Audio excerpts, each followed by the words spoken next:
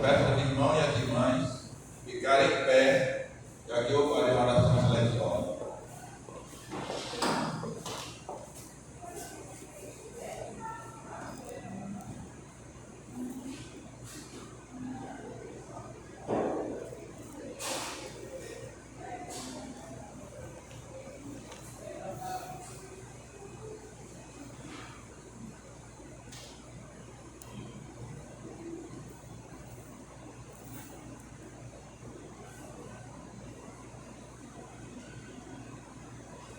Em pé, como nós nos encontramos, no doce nome de Jesus, iremos louvá-lo com cantando o hino 213, a fé contemplada.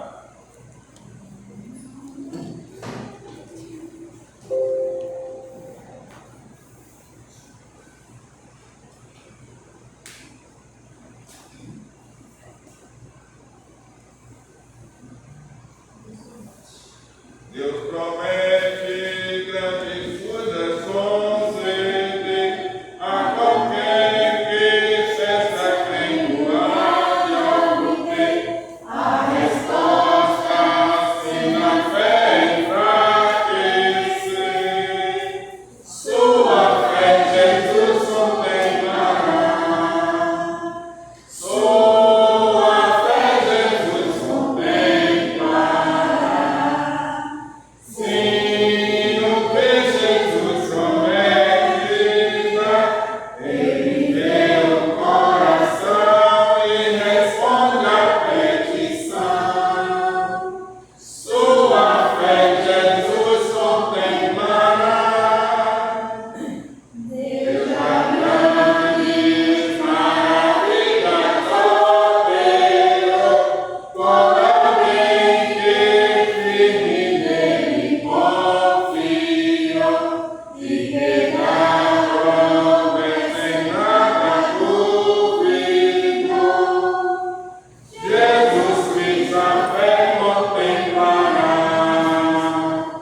Sua fé Jesus contemplará. Sim, o que Jesus promete, Ele vê o coração E responde à petição. Sua fé Jesus contemplará. e veremos o que Jesus prometeu, por jamais desonrar o nome seu. Ele cumprirá a promessa que nos deu. Jesus Cristo a fé contemplará. Sua fé Jesus contemplará. Sim, o que Jesus promete, Ele vê o coração e responde à petição. Sua fé Jesus contemplará. Amém. Para a nossa oração, para a nossa meditação e oração, leamos a palavra de Deus em Efésios, capítulo 6, versículos 10 a 12. A palavra nos diz: no demais, irmãos meus, fortalecei-vos no Senhor e na força do seu poder. Revesti-vos de toda a armadura de Deus, para que possais estar firmes contra as astutas ciladas do diabo. Porque não temos que lutar contra a carne e o sangue, mas sim contra os principados, contra as potestades, contra os príncipes das trevas deste século, contra as ordens espirituais da maldade nos lugares celestiais. Para nestes versículos, dobremos nosso joelho, um irmão ou uma irmã, um voluntário ou uma voluntária, pode orar ao nosso Deus. Amado Pai, Deus Criador do universo, Criador do mesmo, a nossa gratidão ao Senhor povo, estamos neste santo lugar na tua adoração, com o propósito passando de te adorar, de reverenciar o seu amado e, acima de tudo, ó Senhor, e pedir perdão dos nossos pecados. Nós colocamos as tuas mãos e recebemos a ministrar a tua palavra. O Espírito Santo seja o seu mentor e apenas pelas tuas mãos, ó Senhor, um vale escolhido.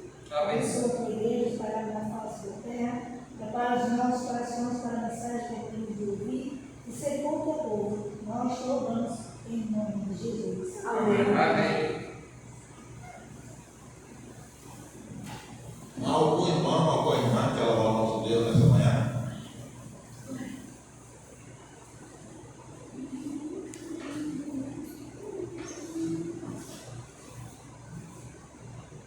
O silêncio, né? Respondendo que hoje não vai ter um hino especial, né? Então, para os irmãos que continuem sentados, eu quero agradecer a oportunidade que o irmão me concedeu nessa manhã em falar do amor de Deus, né? Estava lá em casa, ontem à noite, cheguei cansado com um sono terrível. A irmã César, ele telefonou que ia passar o gado. Aí eu disse, também eu vou no seu lugar. Aí nós trocamos, né? Então, foi passar o gado e eu estou aqui hoje falando com os irmãos da palavra de Deus. Então peço aos irmãos que olhem seus corações para que a palavra de Deus possa ser um bálsamo para nós, né? Possa servir de orientação espiritual e que através dela possamos ter um novo nascimento, uma transformação, que ela possa ser um agente de transformação na nossa vida. Então nós vamos meditar nessa manhã sobre a armadura de Deus. Por que devemos estar munidos da armadura de Deus? Porque nós sabemos que nós temos um inimigo, né? Nós temos um inimigo, e esse inimigo, ele é mais forte do que nós. Nós não temos capacidade de vencer esse inimigo sozinhos. Só através de Jesus Cristo, nosso Salvador, é que nós temos a capacidade de vencê-lo. Precisamos colocar Jesus sempre diante de nós, na nossa frente, para que ele faça essa guerra com nós. Sempre protegido, né? Exatamente. Então, todos nós sabemos que nós temos um astuto inimigo. A palavra de Deus nos adverte contra ele. Em 1 Pedro, no capítulo 4, no versículo 8, a Bíblia diz: sede sóbrios, vigiai, porque o diabo, vosso adversário, anda em derredor, bramando como um leão, buscando a quem possa tragar. Quando eu leio esse versículo, foi Pedro que falou isso. Por que Pedro falou isso, irmão? Porque o próprio Jesus advertiu Pedro, não foi, irmão? Jesus falou assim para Pedro: olha, Pedro, Satanás pediu para se andar contigo, mas eu orei por você. E agora Pedro está nos advertindo. Pedro foi cirandado pelo inimigo. E ele quer cirandar cada um de nós. Então, o que a palavra de Deus está dizendo aqui? Que nós precisamos ter como? Sóbrios. Ser sóbrios. Tem equilíbrio, tem a percepção. Uma pessoa sóbria é uma pessoa que tem inteligência, tem percepção. É uma pessoa que se autoavalia, que é uma pessoa que se vê. Então, nós precisamos constantemente estar nos percebendo e ver quem nós temos um adversário. Ele está ao redor de nós, constantemente. Então, nós precisamos, e ele brama como um leão. Satanás, ele brama como um leão. Quando ele vê uma pessoa se libertando dele, ele começa a fazer uma zoada, levá-lo ao medo. Mas a Bíblia diz que Satanás é um leão, mas ele é um leão como? Desdentado. Porque Jesus já venceu ele. E nós precisamos confiar em Cristo, que nós o venceremos também. E em Efésios, no capítulo 6, versículo 11, a palavra de Deus diz: revestir-vos de toda a armadura de Deus, para que possa estar firme contra as astutas ciladas do diabo. A palavra de Deus, precisamos nos revestir. Vestir a roupa de Deus, a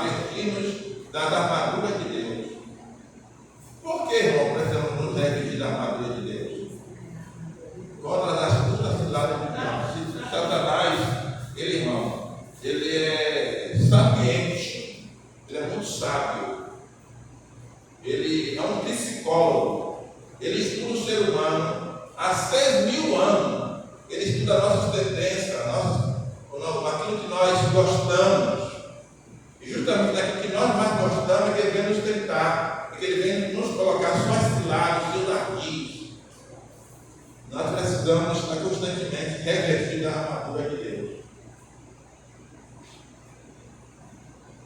Diz que Satanás ele é sutil, ele é numeroso, ele é habilidoso, ele é sagaz, ele é sapiente. Então, viu quantas coisas ele é? Diante disso, o que é que nós necessitamos? Necessitamos estar conscientes de que a batalha não é nossa, mas do Senhor. Devemos reconhecer que o nosso arqui-inimigo é de fato mais forte do que nós. E que depois da queda do ser humano no Éden, só o Senhor Jesus tem poder necessário para derrotar o astuto adversário. Esse poder, ele coloca ao alcance de cada servidor.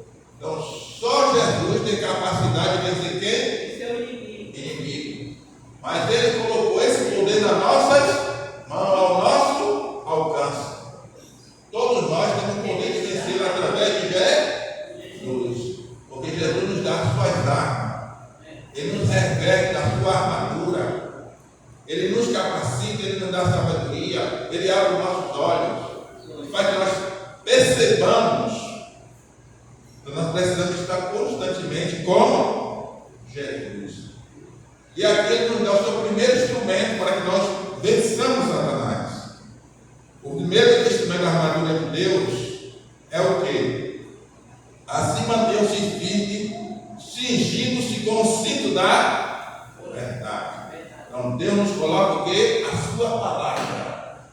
A palavra de Deus, irmão, ela nos protege.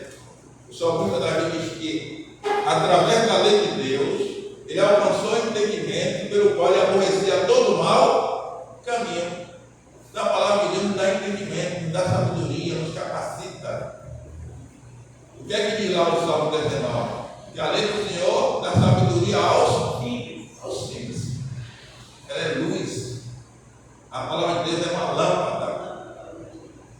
Então, nós encontramos que a palavra de Deus é uma lâmpada. Ela nos orienta, ela nos guia.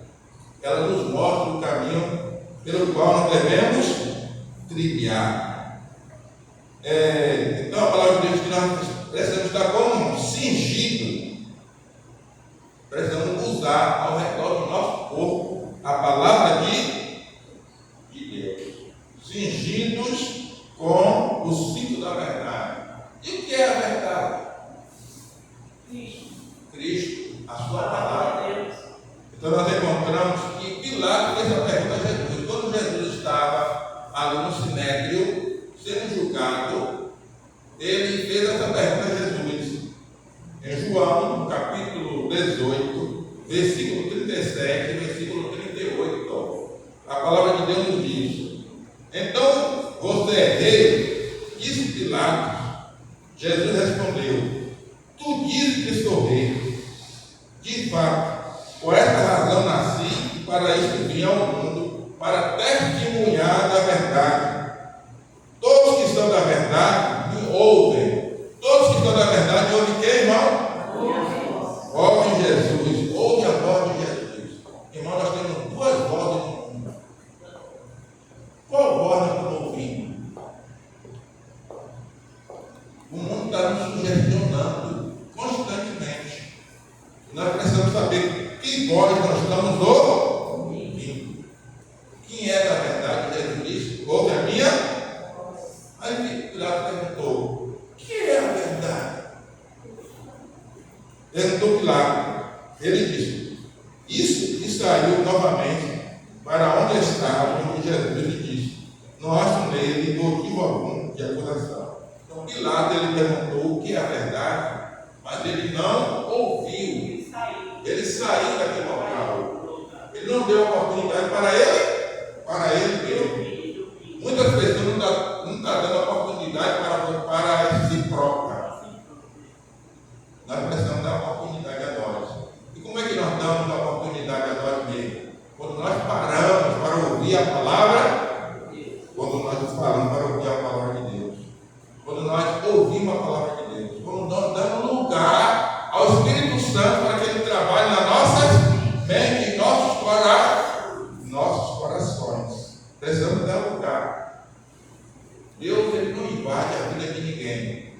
Ele respeita a sua individualidade, o ditame da sua consciência. Deus, ele respeita o ser humano. Ele não invade a sua vida. Tomé também fez a pergunta: o que Jesus falou? Em João, no capítulo 14, nos versículos 5 a 6, a palavra de Deus diz: disse-lhe Tomé: Senhor, não sabemos para onde vais, como então poderemos saber o caminho? Respondeu Jesus: eu sou o caminho, a verdade e a vida. Ninguém vem ao Pai senão por mim. Então Jesus é o que, irmão? É o caminho, a verdade e a vida. Ele é o único meio pelo qual podemos chegar a quem? A Deus. Jesus é vida.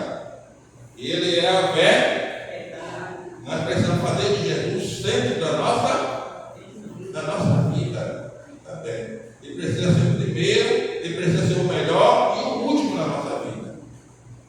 Precisamos fazer de Cristo o primeiro, o melhor e o último em nós. Portanto, a primeira peça da armadura consiste em revestir-se de Cristo. Todos nós precisamos nos revestir de Cristo. O apóstolo Paulo, ele nos aconselha na sua palavra, em Romanos, no capítulo 13, versículo 13 e 14, a palavra de Deus: andemos honestamente como de dia, não em glutonaria, não em bebedeiras, nem em desonestidade, nem em dissoluções, nem contenda e invejas, mas revestir-vos do Senhor Jesus Cristo, e não tenhas cuidado da carne em suas concupiscências. O que é que nós devemos fazer, irmão? Revestir de nosso Senhor Jesus Cristo. Isso nos liberta, né, irmão? De todas essas coisas, né? Da inveja, da contenda, da glutonaria, da bebedeira, das coisas da atração deste mundo. Deus nos liberta. Através de Jesus Cristo nós nos libertamos. Deus nos deu liberdade de dizer que não, obrigado. Um texto uma coisa muito importante. Eu gosto muito de Romanos 8:1. Agora, nenhuma condenação está para aquele que está em Cristo, que não anda mais segundo a carne, mas segundo o quê? Espírito. Eu acho bonito esse versículo, porque através do Espírito de Cristo nós nos libertamos. E a gente, essas coisas do mundo não tem mais atração para nós. Morreu, revestimos de Cristo, e Cristo nos capacita. Estar revestido de Cristo significa rejeitar a própria justiça e aceitar a imaculada justiça de Cristo, que é acreditada. É a mesma justiça que é transmitida pelo Espírito Santo aos crentes arrependidos e contritos. Então, o que é que Cristo vai falar na nossa natureza? Ele mortifica a nossa natureza carnal. Não vive mais eu, mas Cristo vive em mim. Essa natureza carnal a qual nós temos, Jesus Cristo mortifica. E agora Cristo ele vive em nós. Nós temos agora uma natureza espiritual transformada por Cristo.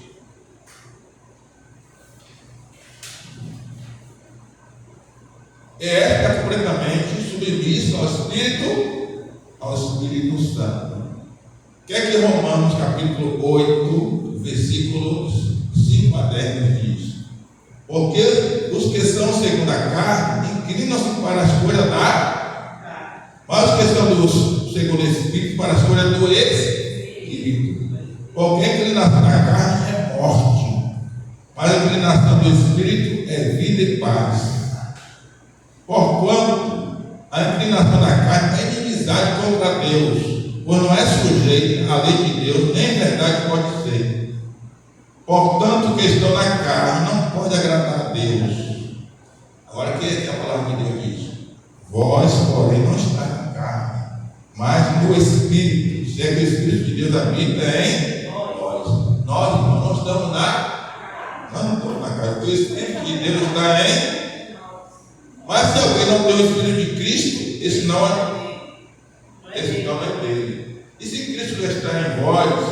O corpo, na verdade, está morto por causa do pecado, mas o espírito vive por causa da justiça. Então, esse corpo nosso, irmão, está morto em Cristo. Mas o Espírito de Cristo vivifica a cada um de nós. Então, nosso corpo tem que morrer. Morrer para o pecado, morrer para essa tendência pecaminosa. Precisamos estar em Cristo. João, no capítulo 16, versículo 13, a palavra de Deus diz: mas quando vier aquele Espírito da verdade, ele nos guiará em toda a verdade, porque não falará de si mesmo, mas dirá tudo o que tiver ouvido e vos anunciará o que há de. Então, o que o Espírito faz em nós, irmão? Nos guia, nos orienta, vai na nossa frente. Nós não procuramos mais o nosso eu, a nossa vontade, as nossas tendências, nossos sentimentos. Nós agora aprendemos a agir por princípio. O cristão, ele aprende a agir por princípio, que é a palavra de Deus em nós. Deus, a palavra de Deus, o Espírito de Deus testifica com o nosso espírito. Então, Deus agora passa a ser o centro da nossa vida. É se deixar ser guiado pela palavra de Deus. A palavra de Deus, irmão, nós precisamos comer a palavra de Deus constantemente. A palavra de Deus dá vida, é o pão da vida. Eu gosto muito quando Cristo fala assim: vossos pais comeram uma bala do deserto e morreram. Eu sou o pão vivo que desci do céu. Então Cristo é o pão vivo que desceu do céu. Ele nos dá vida, ele vivifica. Ele diz: olha, a palavra que vos disse, a carne para nada proveito. A palavra que vos disse são espírito e são vida. Então o que a palavra de Deus é para nós? Espírito e vida. João 17, no versículo 17, a palavra de Deus diz: santifica-os na verdade, a tua palavra é a verdade. Então, a palavra de Deus é a verdade, e ela nos santifica, ela nos harmoniza com Deus. A palavra de Deus. Em Salmo 119, 142 diz: a tua justiça é a justiça, a tua lei é a verdade. Então, a lei de Deus é a verdade para nós. Ela nos orienta, ela nos guia, ela nos dá vida. E em 1 João,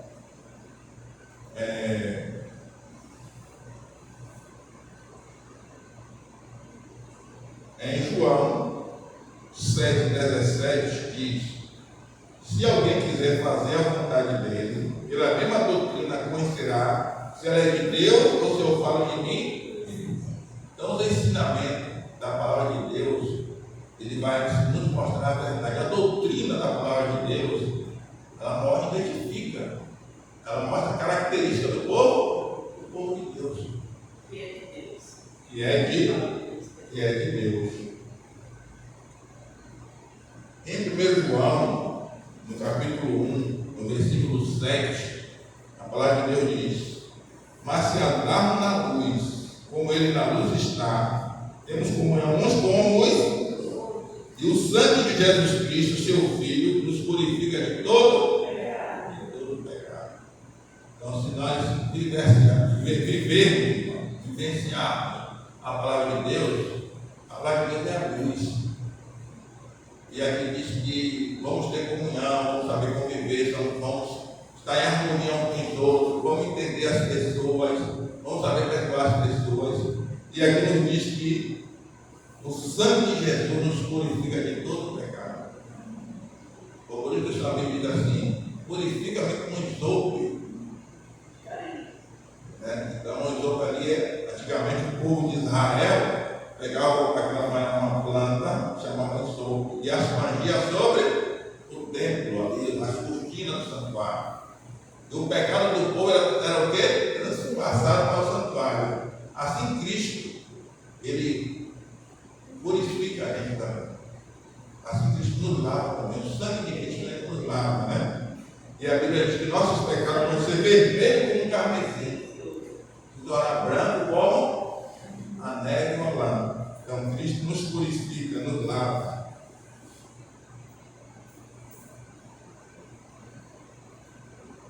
E aqui diz algo interessante. Em 1 João capítulo 2, versículo 4, diz: aquele que diz, eu o conheço, mas não obedece aos seus mandamentos, é mentiroso e nele não está a fé. Então nós precisamos vivenciar a lei de Deus, a palavra de Deus, através de Jesus. Vigiar para que venhamos obedecer até o final. Exatamente. Com Jesus Cristo, né? Não, ele. Lógico. A couraça da justiça. Em Efésios 6,14, diz: vestindo a couraça da justiça. Como é que nós nos revestimos da couraça da justiça, irmão? Aceitando a graça de Cristo. O que é que a palavra de Deus nos diz? Pela graça sois mediante a. Isso não vem de vós, é dom de Deus. Através da graça de Cristo, nós podemos nos revestir da sua justiça. A justiça de Deus, irmão, Ele vai nos colocar sobre nós a sua justiça. Quando nós aceitamos a Cristo, o nosso Salvador, se lembra que nossos pais, Adão e Eva, eles tinham um véu da inocência, eles não se percebiam que estavam nus. Quando eles pecaram, eles perderam essa glória. Mas o que Cristo fez conosco, irmão? Nos revestiu dessa glória de novo. Nos colocou aqui a sua justiça. Nos tornou inocentes. Pagou o nosso débito. Através da morte de Cristo na cruz do Calvário, Ele pagou o nosso débito. Depois que acreditamos pela graça, sois salvos, mediante a fé. A única maneira, pois, pela qual o pecador pode ser considerado justo diante de Deus é pela graça, mediante a fé no sacrifício de Cristo, consumado na cruz do Calvário. A crença ou confiança na promessa de Deus de salvar o pecador de sua graça, mediante a fé, é recompensado pelo dom da justiça de Cristo. Deus acredita na conta do pecador, na perfeita justiça de Cristo. Então, Cristo paga o nosso débito, dá um crédito para o ser humano, reveste a pessoa da sua justiça, coloca o seu manto sobre aquela pessoa, e a pessoa torna-se inocente. Que justiça é manifestada no Evangelho? Romanos 3,21. O que a palavra de Deus nos diz? Mas agora se manifestou sem a lei a justiça de Deus, tendo testemunho da lei e dos próprios. Então, Cristo, Ele aceita o ser humano como ele está. Ele não olha o que você fez no passado. É por isso que aqui diz que a sua justiça se manifestou sem a lei, que nós estávamos lá no mundo do pecado, praticando o pecado, mas Jesus nos aceitou como nós somos, como nós éramos, e pagou o nosso débito. O Evangelho essencialmente envolve a vida justa, perfeita de Cristo e sua morte na cruz do Calvário em favor do homem pecaminoso. Então, a vida de Cristo, o Evangelho, ele é essencial, ele é suficiente para nos tornar filhos de Deus, o sacrifício de Cristo. O que Paulo ele fala em 2 Coríntios 5,21? O que ele nos fala sobre isso? Aquele que não conheceu o pecado, o fez pecado por nós, para que nele fôssemos feitos justiça de Deus. Então Jesus não tinha nenhum pecado, não cometeu nenhuma transgressão. Olha o que foi que ele fez, aqui nos diz a palavra de Deus, o que foi que ele fez? Ele se fez pecado por nós. O pecado de toda a humanidade estava sobre Jesus. O que foi que nós estamos hoje? O que foi que Jesus falou, né, irmão, lá na pastora de Sal, né? Pai, se for possível, passa de mim esse caso. Todavia, seja feita a tua. Então, Jesus toca gota de sangue, está sentindo ali. Aí, não, o que o pecado causa? Uma tristeza no pecado. O pecado causa tristeza, traz morte, né? Jesus sofreu ali bastante, sentiu o sol amargurado, suou gota de sangue.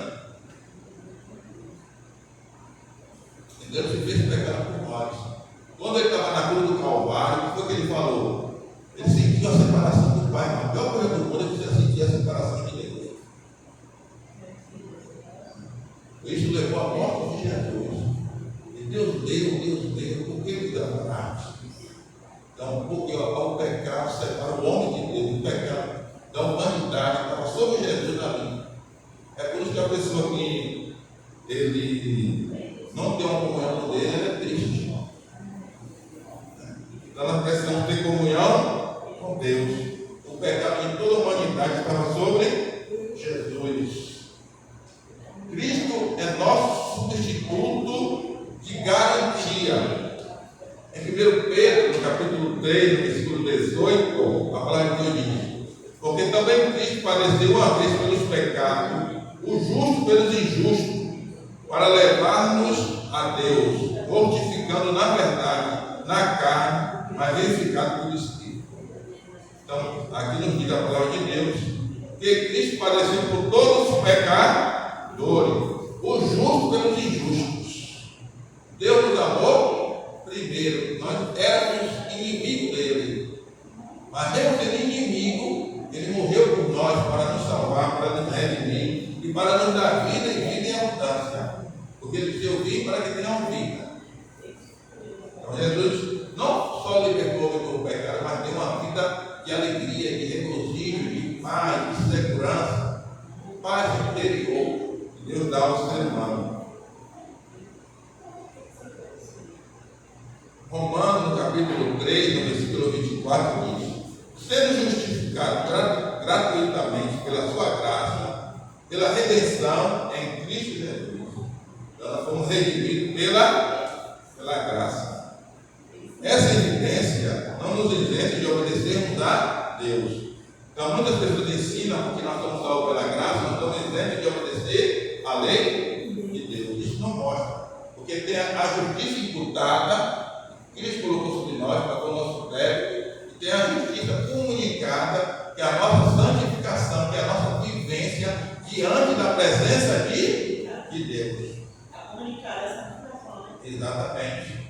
É por isso que o apóstolo Pedro atentar a nossa fé, a nossa fé, virtude, a esperança, amor fraternal, ou fraternal caridade. Então, o cristão vai desenvolvendo a sua carreira cristã, vai subir na escala da perfeição. E aqui eu digo a palavra de Deus em Romanos capítulo 3, versículo 31. O apóstolo Paulo faz a pergunta, depois ele mesmo responde: anulamos, pois, a lei pela fé? De maneira nenhuma. Antes esta fé é sempre a lei. Então a fé não anula a lei de Deus. Em Romanos capítulo 7, no versículo 7 diz: quem diremos, pois? É a lei pecado? De modo nenhum.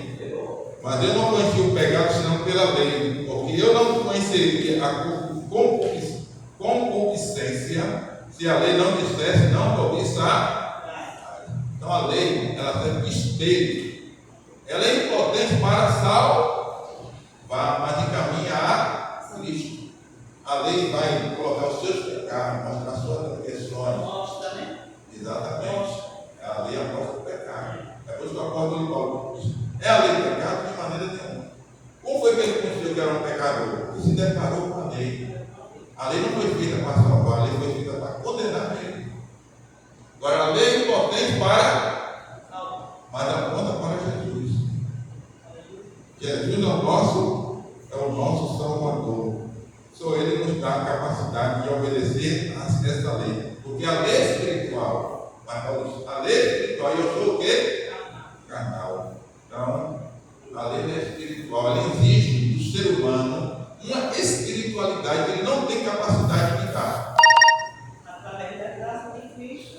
É só através de Cristo é que nós temos a capacidade de obedecer a Deus. Em Romanos 7,12 diz: assim a lei é santa, o mandamento é santo, justo e a lei de Deus é santa, é boa, ela é justa. E aqui nos mostra o objetivo da lei. Em Romanos capítulo 3, 19 a 20, como eu disse. Ora, nós sabemos que tudo que a lei diz, aos que estão debaixo da lei diz, para que toda a boca esteja fechada e todo mundo seja condenado diante de Deus. Então as pessoas pegam esse versículo e dizem: olha, quem guarda a lei está debaixo da lei. Não. está sob a lei, está em desobediência. Toda pessoa que está em desobediência, que é uma velha agora conhece, né? Sim, somos em liberdade. É. Quem guarda a lei está em liberdade. A lei não pode condenar quem está. Só quem faz, quem cumpre a lei. Se quem não cumpre. A lei só condena quem não a cumpre. Então quem está debaixo da lei, quem está em desobediência. Isso.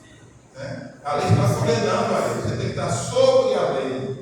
Através de Cristo, você está sobre a lei, que ele lhe capacita para que o Senhor obedeça. Vivemos em liberdade. Temos Quando a gente liberdade. obedece a lei de Deus, a gente tem liberdade. É uma coisa do mundo. Quando a gente Exatamente. guarda a lei dos homens, a gente tem liberdade. Tu vai preso, vai? Vai preso. Agora, se você não cumpre, você vai preso, vai cumprir pena, porque você está desobedecendo. Não é? Então, graças a Deus, a gente tem a lei da liberdade. Nós estamos na lei da liberdade, porque a lei da liberdade, a lei de Deus é a lei da liberdade. É a lei da liberdade. Por isso, nenhuma carne será justificada diante de Deus pelas obras da. Porque pela lei do conhecimento do pé, a lei dá o conhecimento. Né? Então a lei ela dá o conhecimento, do que é certo e do que é errado. Por isso que a Bíblia diz: não matarás, não furtarás. Ela diz: não faça. Então ela está dando conhecimento. Ela está dando Engraçado, né? conhecimento. Porque ela não exige, faça, não estou lhe mostrando. Se você quiser. Porque Exatamente. Deus não coage ninguém. Deus não Como os coage. homens também, a lei dos homens, o homem não coage a gente guardar. Ele faz a gente conhecer a lei. Você, se você quiser.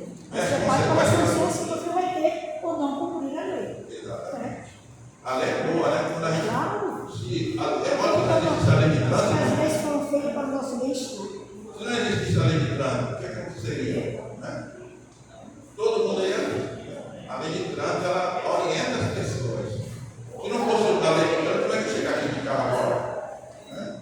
Então, assim é a lei. O Evangelho da paz, e calçado os pés pela preparação do Evangelho da paz. O Evangelho, ele traz paz para nós.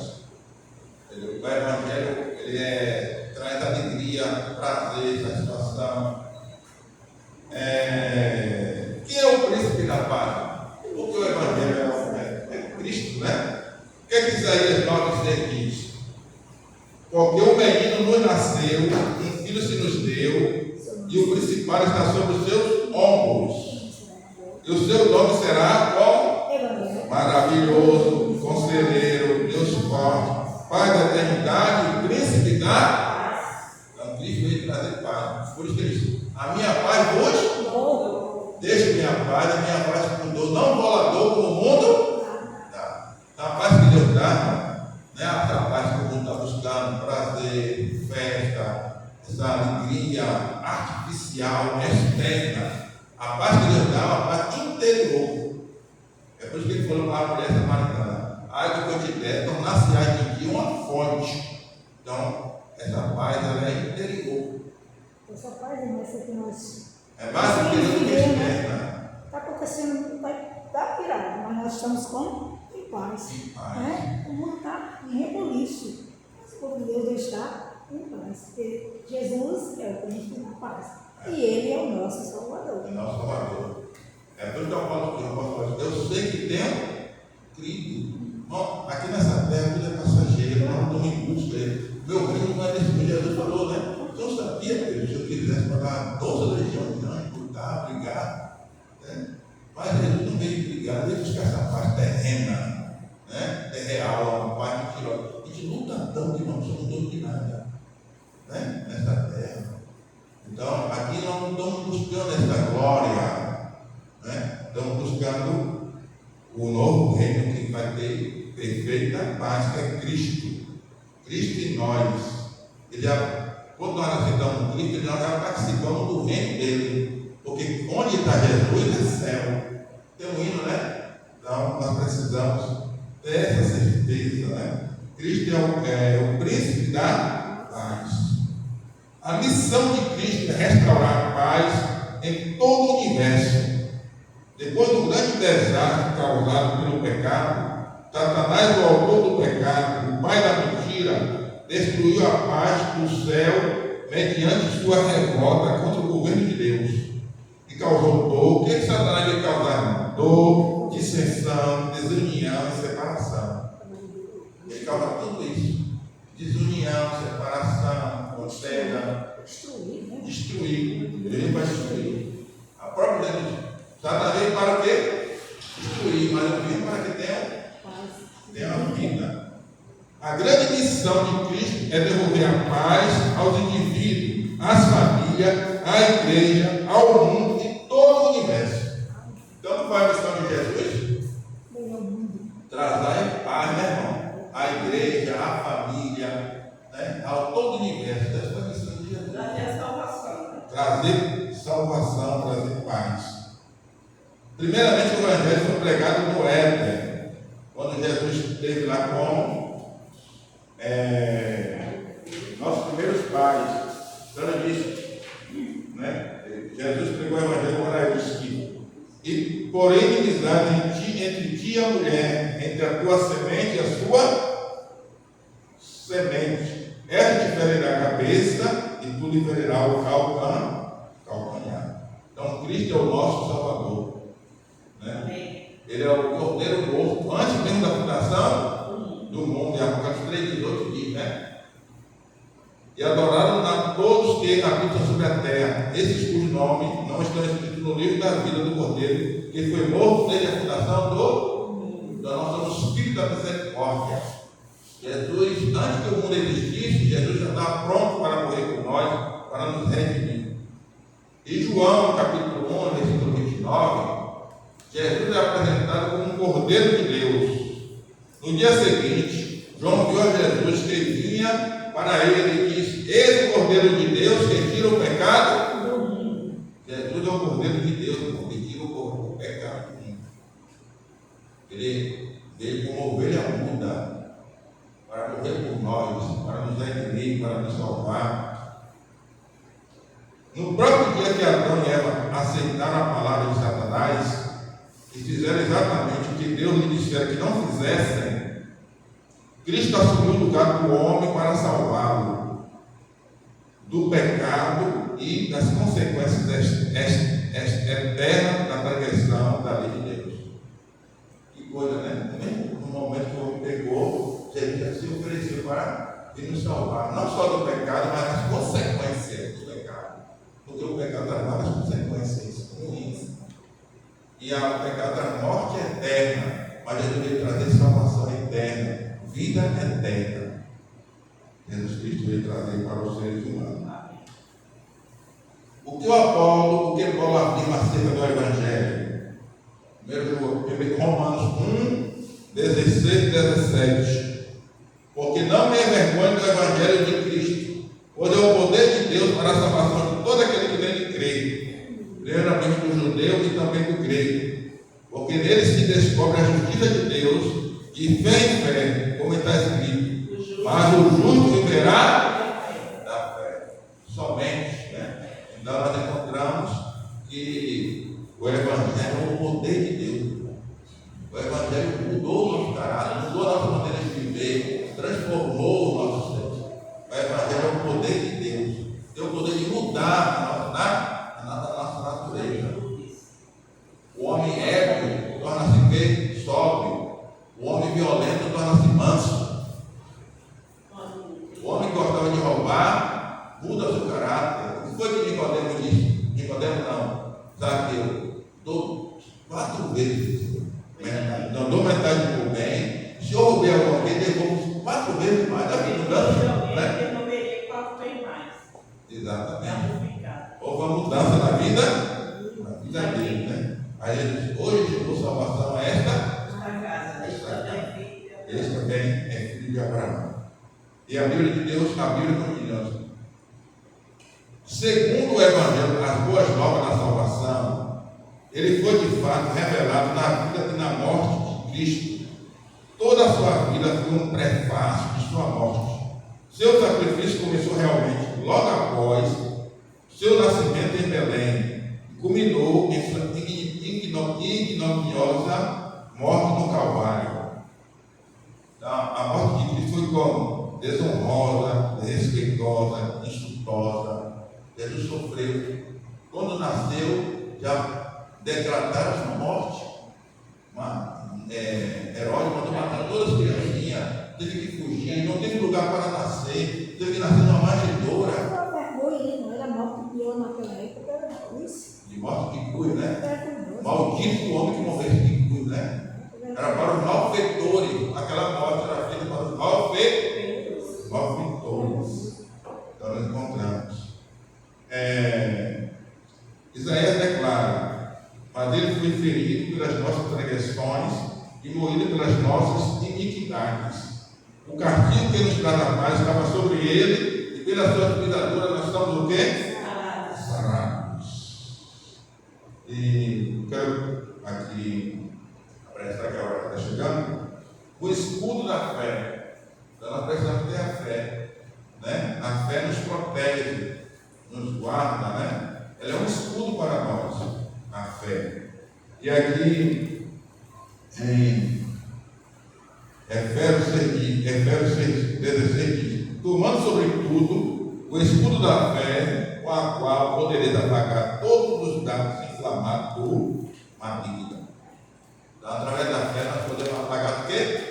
Os dardos inflamados do maligno. Porque a fé, irmão, é o pé que anda e a mão que pega. Através da fé, você se movimenta. A fé é um meio, é um recurso que Deus usa para que nós tenhamos coragem, para que nós nos movimentamos, possamos nos movimentar. E aqui nos diz a palavra de Deus, Romanos 5:1: sendo, pois, justificados pela fé, temos paz com Deus por nosso Senhor Jesus. Então nós precisamos aceitar o sacrifício de Cristo pela fé. Você tem que olhar para a cruz e aceitar e crer que Jesus perdoou todos os seus pecados. Isso é pela fé, né? Pois é, por isso que Jesus disse ao Pai assim: olha, eu não quero que tu do mundo, não, mas que por favor, eles creiam que tu és meu Pai maior. Então, nós tenhamos fé, crer que Jesus é Filho de Deus e que ele veio para morrer por Deus. Ela foi maravilhosa. É maravilha, né? Uma bênção, né?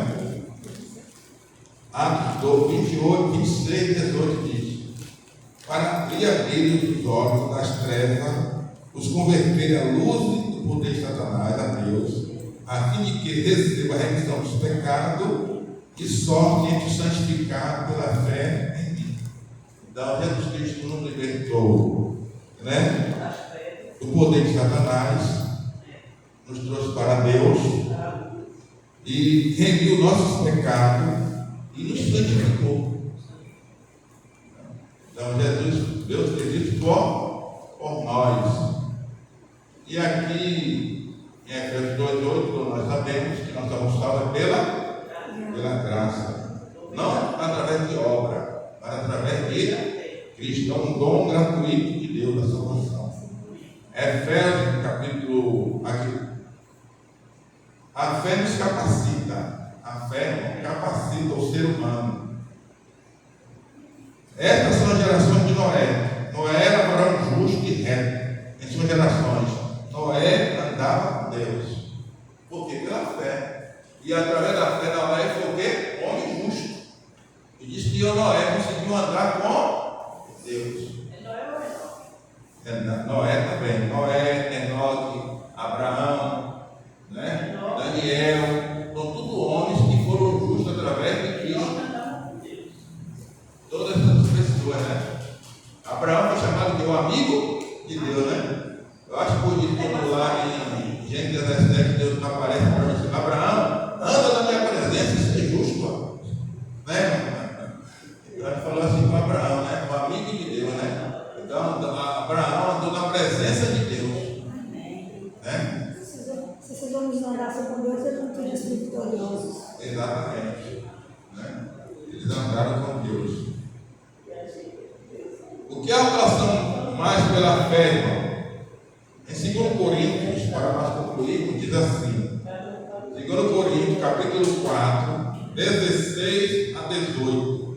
Por isso, não desfalecemos, irmão. Através da fé, Deus permite que nós não venhamos o quê? Nos cansar, desistir. A gente não desfalece.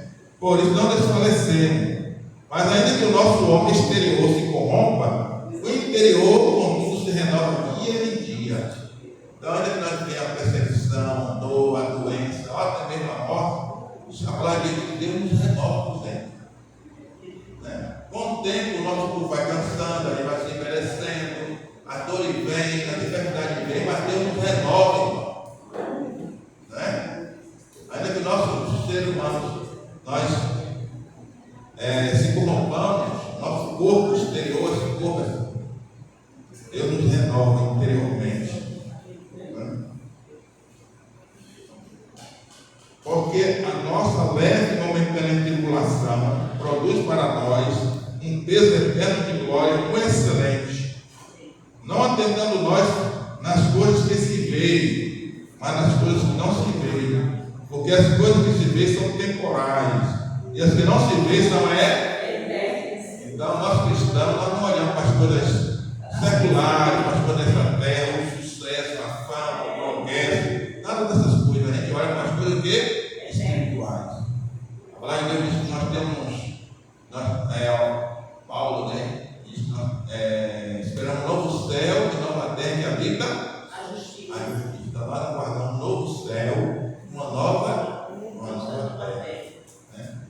Então que a graça de Cristo pode ser conosco, diz que a fé é o escudo que mantém os crentes protegidos ante as provas e dificuldades dessa vida.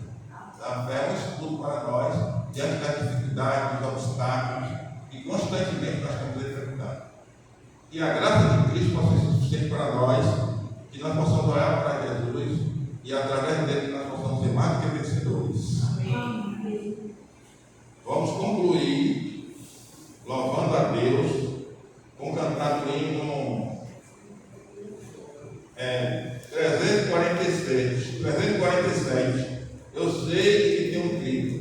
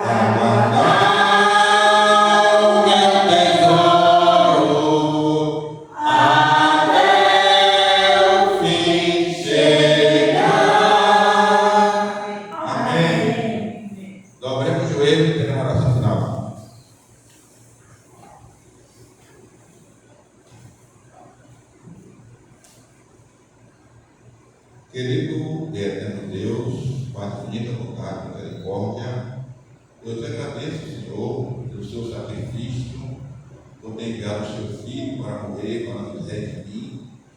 Te agradeço pelo esse conhecimento que nós temos hoje. O Senhor nos tirou das trevas, nos colocou nessa maravilhosa luz. Nos ajuda, Senhor, para que nós permaneçamos nesse caminho e não venhamos desviar nem para a direita nem para a esquerda. Amém. Nos dá a alegria de servir, de fazer a tua vontade, Senhor. Tira de nós a tristeza, coloque nós um semblante de paz, de prazer.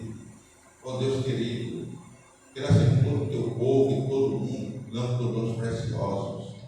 Queira ser com esta congregação, acrescenta esta igreja mais almas que vão te salvar. Amém. Eu te peço também uma bênção especial pelos projetos aqui desta igreja, pelo novo obreiro, novo pastor que vão vir aqui nesse local, Senhor. Que seja inspirado por ti, que ele venha fazer um bom trabalho, Senhor. Ajuda-nos para que nós possamos cair sobre ti, Senhor. Graças aos irmãos que estão lá em Salgado, combatindo aquele irmão. Ajuda, Senhor, para que ele permaneça firme, cresça na graça, no conhecimento de ti. Amém. Graças com nossos filhos. Ajuda, Senhor, para que eles reconheçam a ti como Salvador pessoal. Faça um milagre, meu Deus. Faz por ele aquilo que nós podemos fazer. Penetra nas suas mentes, nos seus corações, para que eles se convertam, meu Pai. Nos ajuda, Senhor.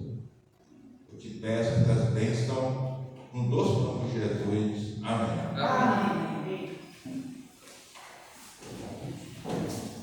Nós finalizamos nosso culto. Que Deus nos abençoe, que Deus nos dê a sua graça.